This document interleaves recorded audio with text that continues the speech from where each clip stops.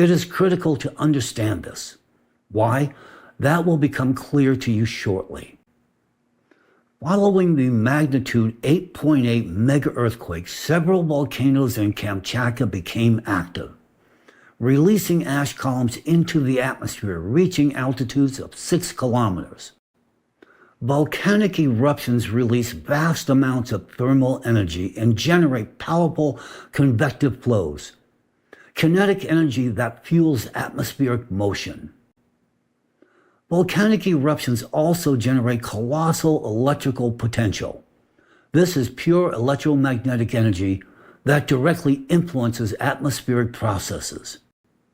Research shows that ash clouds from major eruptions can produce millions of volts of electrical potential, creating conditions for powerful discharges in the atmosphere.